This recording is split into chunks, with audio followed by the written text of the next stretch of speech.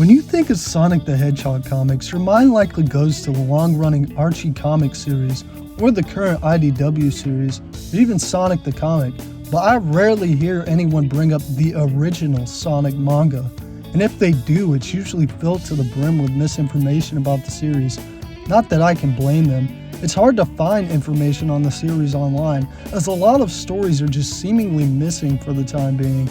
Never mind the language barrier involved in being in Japanese, combined with some pages lacking proper scans making it hard to translate. So, who knows? I might even make some mistakes in this video, because I haven't read all the issues because I can't. Thankfully, the Giga Chads over at Sonic Retro have a complete archive of the series that I'll link to in the description. Unfortunately, some of the Google Drive links don't work, but it's still the most comprehensive place to find information on the Sonic manga, including some English translations. It also has a link to another archive, though it isn't translated, but you can just Google image translate it and laugh at the absurdity of Google's machine interpretations and the absurdity of the comic on its own. So basically, the manga itself was split into 7 different series, 6 of which were intended for kids from the 1st to 6th grades in specific shogaku magazines aimed at each of those groups, all of which are different from one another, along with my favorite and the most popular, the Koro Koro series that also had 2 specials. Basically, if I were to describe the premise, it would go like this. Nikki is a 10-year-old hedgehog boy who lives in Hedgehog Town with his parents, his girlfriend Amy, and his friends Charmy B and Little John. And as some of you may know, this manga was the first appearance of both Amy and Charmy ever. Nikki frequently gets bullied by a lizard named Anton Veruca who causes chaos for him. But if that wasn't enough, Eggman also terrorizes the town too. These dangerous situations leave Nikki feeling hopeless and wishing he was stronger. But it's during these bouts of hopelessness that he transforms into Sonic the Hedgehog and fights Anton or whatever robot Eggman creates, and after saving the day, transforms back into Nikki with people assuming Sonic just disappeared. Now I know what you're thinking. Wow, so interesting. Just some generic fanficky superhero story with Sonic characters. But that's where you're wrong. See, there's a twist.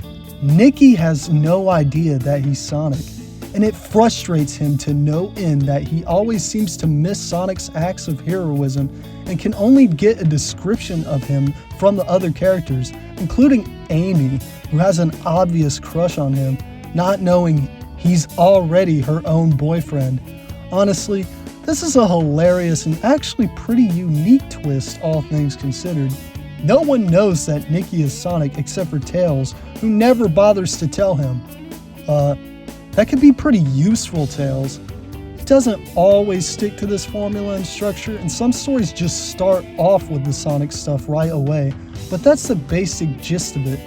The concept of the series was created by Kenshi Terada, the scenario writer for the original trilogy of Final Fantasy games on the Famicom. The characters themselves were designed by none other than Sonic's own creator, Naoto Oshima.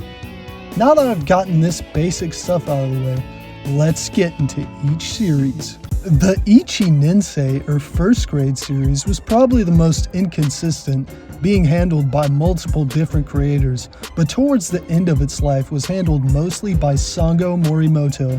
Given that it's geared towards the youngest crowd, it's obviously the most simple and rarely features that super deep and complex Nikki stuff that a 6-year-old wouldn't be able to comprehend. In fact, Nikki is phased out towards the end of the series. This was also only one of 2 of the series to be printed in color, and it ran from May of '92 to August of '93. The last thing I have to note about this series is check out this funny Tails face. The Ninensei, or second grade series, was also handled by Sango Morimoto, and is also in color. Yeah, it's not that different if I'm being honest. One issue has Charmy rewinding time to save Sonic, which I guess is cool. By the way, Charmy's a completely different character in these manga than in his modern interpretation. That being said, I guess now would be a better time than ever to talk about Morimoto's art direction.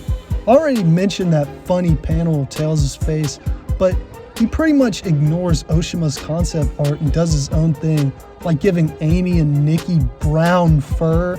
Anton looks different, and to be honest, I'm not a fan, and his Charmy is just weird. Also, Sonic's sister is called Anita rather than Tanya. It, along with every series besides the first grade and Koro Koro series, ran from April of 92 to August of 93. Moving on, the Sa Nensei or third grade series was handled by Hirokazu Hikawa and the aforementioned Kenji Tarada. Other than that, there's honestly not a lot interesting to say about it. But this, along with every other series that I haven't talked about yet, are printed in black and white. What, so no one over the age of 7 is allowed to have color? No wonder kids these days are depressed. Anyways, the Yo Nensei or 4th grade series is very different from the others. It's only one not just called Sonic the Hedgehog, but instead The Adventures of Sonic the Hedgehog. No, not that one. This is also the series that introduced Charmy, who looks mostly the same as he did in Chaotix, minus the nose. So yeah, Morimoto's design just took some artistic liberties. But besides that, it's not even really a comic, more so illustrated stories written by Tarada and illustrated by Norihiro Matsubara. There's probably a lot of sick lore in here, but of course the series with the most text has no translations, so if you can read Japanese and feel like translating it, that would be awesome. The Go Nensei or 5th grade series was written and illustrated by Hirokazu Hikawa. It's probably the most formulaic, and I'm running out of things to talk about. The Roku Nensei series, which I'm pretty sure you can figure out what grade it's for by now, is the only black and white series done by Sango Morimoto. Now I saved the best for last, Koichi Tanaka's work on the Koro Koro comics and specials. This series is awesome. It has it all. A formula, great art, and the best version of Tails in any media. It started in August of 92 and ended in June of 94. This series also has the most fan translations, which is a blessing. I love the way Koichi Tanaka draws these characters. I wish Sega would have hired him to actually do art for a Sonic game. It's that good. His characters are so expressive. Now, let's talk about the best part of the series. Miles Tails Prower. This is the best version of Tails. When he's introduced, he's seen wearing sunglasses, sitting under the shade of a tree while Nikki and Amy have a lame picnic. He mocks them and says that mushrooms are wussy food. Then Nikki defends Amy's cooking, to which Tails decides to try it and swallows a giant mushroom twice his size whole. Don't let the fetishists see this. After that, he takes the sunglasses off, revealing his face while introducing himself, reminding you that he's still the same Tails we all know and love. Later in the story, Nikki is being bullied by Anton, and Tails decides to chase him down in a cool car. Yeah, remember when that was a thing in the games they just abandoned? Tails had a cool car, Amy had a cool car too. Okay, at least they kept the hammer. In a later story, Tails gets drunk and gambles all his money away and beats up an old man.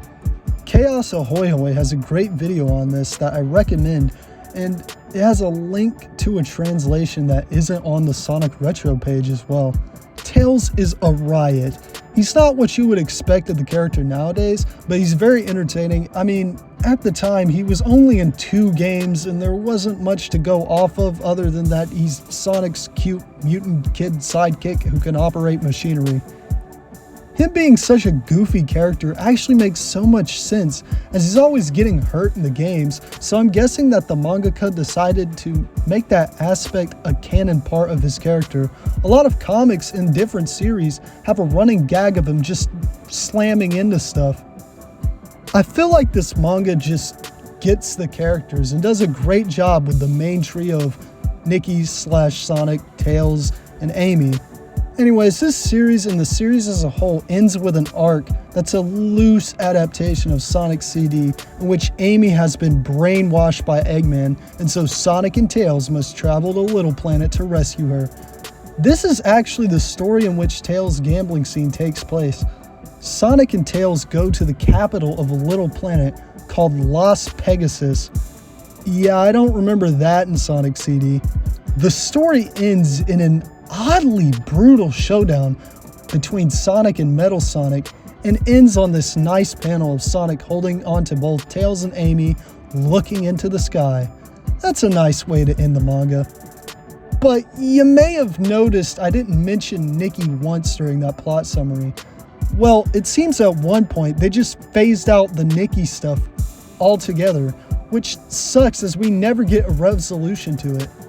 Tails never tells Nikki that he's Sonic. There's this weird thing involving Eggman having multiple personalities as well, being Dogman, the police officer of Hedgehog Town, but his mustache turns him into the evil Eggman, and as far as I know, that isn't really brought up again. It sucks that the story never got a resolution because it's actually pretty good. I would have loved to see this continuity adapted into a game at some point as well. Actually, it kinda was. Like I said, Amy was first introduced here, but she's basically a completely different character in the games. But Chaotix might actually be the closest thing we have to an adaptation of this series. It was the game that introduced Charmy into the game's canon, though once again, he's changed a lot. But also, Vector made his first public appearance in these little character introductions that were published in the First Grade magazine in the August 1992 issue. This is interesting as far as we know, he doesn't actually appear in any of the comic stories. For those who don't know, Vector the Crocodile was originally going to be in the original Sonic the Hedgehog game as a member of a scrapped Sonic band that Sonic would have to save in the game, as well as appearing in the sound test, but as we all know, this was scrapped.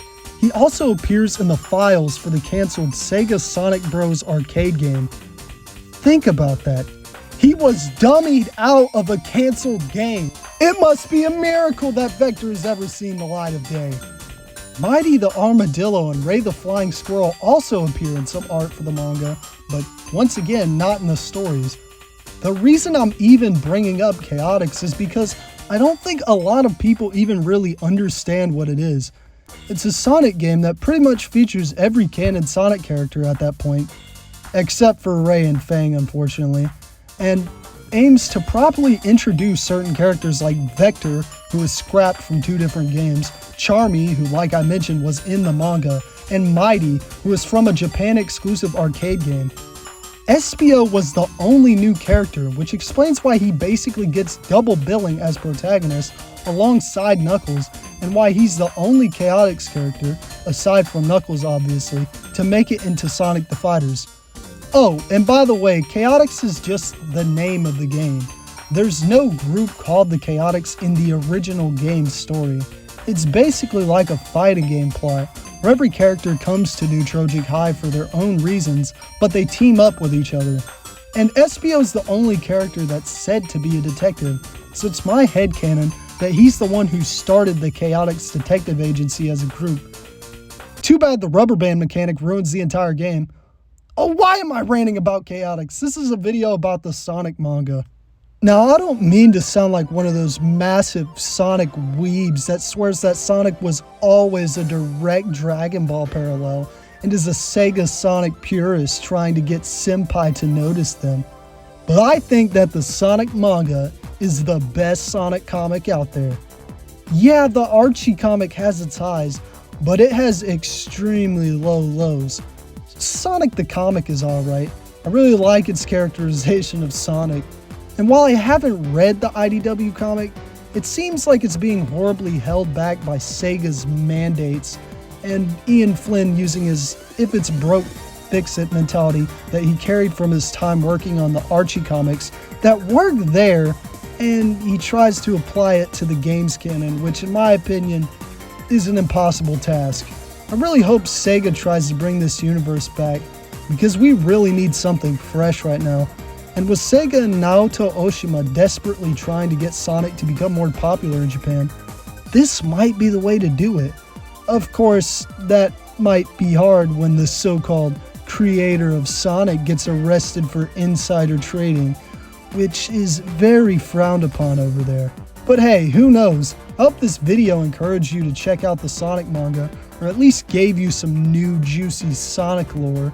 Once again, links are in the description below. Big thanks to Sonic Retro, Random Hoo-Haws, and Chaos Ahoy Hoy for helping me make it, and thank you for watching it. This is the Sunshine Feeler, shining out.